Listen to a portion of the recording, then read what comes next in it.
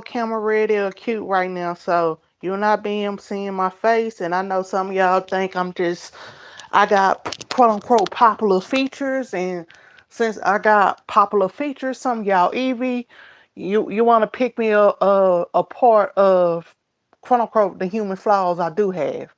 But anyhow, I've been for a while. I've been wanting to respond to Lashid on this.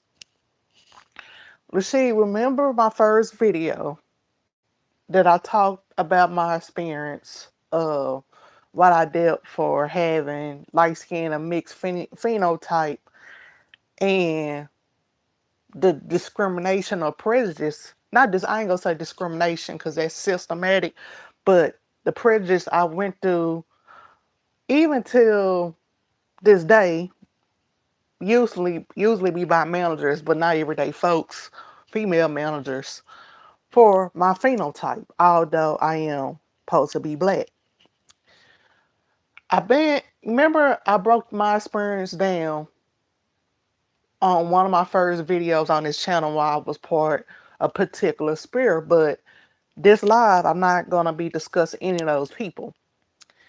But to anybody on YouTube that's watching this, how the black community and black women, especially, and black men being representative, that's not the majority. The majority of everyday black folks is not like that. But you know what is damaging besides the media and the stereotypes that is damaging black folks' image? It is the workplace. So I want to be very specific of breaking this down because you people can understand what is going on and why we have these spirals and all of this that might. And I'm not saying some people. I'm not whoever channel. I'm not subbing nobody's channel saying you're not helping to make awareness of being biracial, MGM, light skin or black or whatever you choose to identify. But this is the root problem. Okay, I'm going to explain this.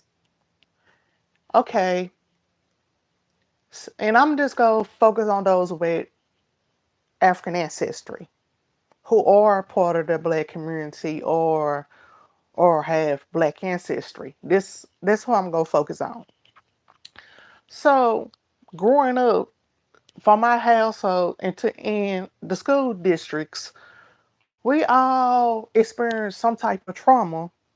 Most of us, I'm not gonna say all, most of us has experienced some type of trauma due to our ancestry background, our phenotype, and our gender, right? So when we leave the school system of that PTSD that we have as kids of being different or standing out, we we we spend most of us go, I've been in professional therapy for 7 years personally, but my therapy is rooted due to a lot of mostly complex PTSD for being mentally emotionally abused since I was a child, right?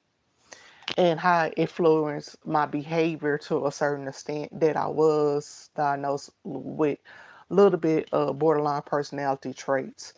But about a depression, anxiety, and complex PTSD. But unlike you folks who calling me crazy, that can be cured. How being sad or depressed for trauma that you experience that's out of your control is considered crazy. I don't got no jail record, and I'm mostly a good person. I only get extremely out of character if you push me there. But let me get back to the topic what I was going to say.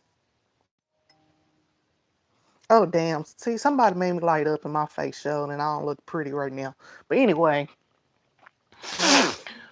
so okay, when you grown, you be like, I'm finally on my own.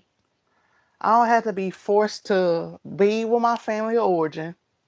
I don't have to force to share an environment with these people at the school district that caused me a lot of trauma for my admixture range, my ancestry, my culture, or whatever like that, or if I'm attractive or what spectrum of attractiveness that I do fall under, right? So even though we had PTSD from my childhood, from racial or physical related attributes we might share by ourselves, like when we enter finally on our own, whether we paying our own bills and stuff, you be like, okay, we're trying to put this behind us, right? So when we get to the workforce, and I'm gonna say this as a warning, this not to represent a majority of everyday black people, okay? Black men, black women, or whatever. So when we go to the workplace, most of these workplaces who when they hire black managers, they hire the wrong types of black managers. They tend when they hire black managers, they always hire the female cell type who had major insecurities that whoever, I'm not saying this, I'm not saying people who've been victim of colorisms, all think like this or whatever, but the worst type of female, whatever abuse she was victim of, whether it's colorism or whatever, the female cell take out their insecurity and project their insecurities to the person they see as a threat, right? So when a job, most of these jobs out here, when they choose black managers and supervisors, they choose the worst ones. They choose if let's say majority of the managers is a balance of black men or black women. They gonna just choose the simp beta male who let the female cell manager do anything. So with us who had childhood traumas due to our ancestry or phenotype or whatever spectrum of attractiveness we fall under, we trying to move on from those traumas that we dealt with as a kid, and majority of the people outside of the workforce who are our managers in the real world keep on re-triggering those traumas that we trying to move past from and heal from. So this when colorism, reverse colorism comes in. That these people, no matter what job they get to, they always been victimized by a female cell that project their own insecurities. And then you got mama boys who was raised by single mothers who are beta males, don't hold these bitches accountable for harassing other black women and other NSL women and let them do anything they want to do while they don't fuck with the men at the job. So you know what ended up happening? Most of the beta males who are managers be ass kissing these female cells, knowing they wrong, cause they mama boys or they female identified. They's like the male version of a pygmy, right? They so the abuse that these people have.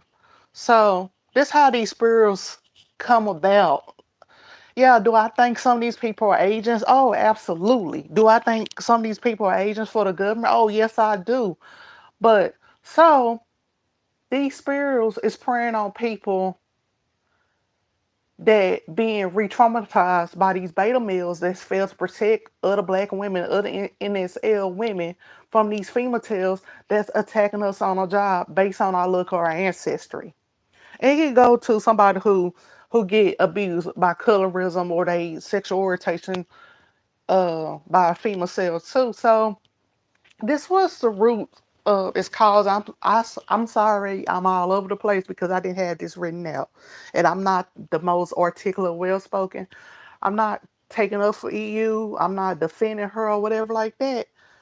A lot of points, some points I agree with, and a lot of I don't agree with. With just like with everybody, I disagree. Her cosign that dude under Christy video are heavily against that, and y'all know I'm against black women going through colorism, even though I'm light skinned myself, and I'm against reverse colorism or whatever, cause I just feel like it's just a divisive tactic that trying to divide our people based on white supremacy. ideology, and people should not be getting divided or fighting over stuff that we didn't have no control over, such as our physical looks. So this is the division that is causing this. And then people who haven't seeked help yet, haven't seeked professional therapy from being abused at home and being abused at their school districts, and then trying to run away from that abuse and healing that abuse, and they constantly getting re-traumatized, re-traumatized, re-traumatized, re-traumatized by these female cells, and beta males don't do shit. And then when something actually happens, they have to go to HR. I've been for the last two jobs I had to go HR on women at the job for being harassed. And I had to use my so-called pretty privilege, or if I did use my light skin privilege, right? I had to get the fucking protection from the alpha male who wasn't with that beta male shit from the females that could protect me from getting write-ups or getting fired or work with me. It's yeah, it sucks to say. Yes, I use my looks to protect myself at the job. It's because every time, and I notice every time I go to a job, a male like me or something like that, a male manager like me, I don't cheat or nothing like that. But I can take advantage of that and say, okay, this female sale manager is trying to break me down because she feel threatened because I'm light skinned or I'm cute or whatever how I look like. Okay, I can be a little flirty with the manager because he think I'm cute, and I can get protected from being fired because this bitch over here trying to break me down while the other fucking beta males ain't trying to do shit. And I'm sorry, I'm getting a little hood. I'm getting South Dallas Dixon Circle or whatever like that. So that's what's going on. And then people keep on re-experiencing those traumas at the workplace, and they not properly educated. They gonna start thinking it's a black man or dark skinned woman issue or black women issue, which is not the majority represented, because most black people see NSL people as part of them or part of the black community. But some people unfortunately don't see us part of the black community or don't see us as real black folks. But I hope this get the background of the story, the division of these spirits and stuff. Luckily, I am college educated. I got educated. I was close to having basically three degrees, college degrees, and I got professional help 7 years ago before I absolutely self-destructed myself. So that's what's going on, and I'm not dissing black women. I'm not dissing dark skinned women or nothing, and I'm not saying all black men, all black women, or female sales or beta males or whatever like that. But I just hope this gives you a context of what's going on. And I hope y'all have a nice night.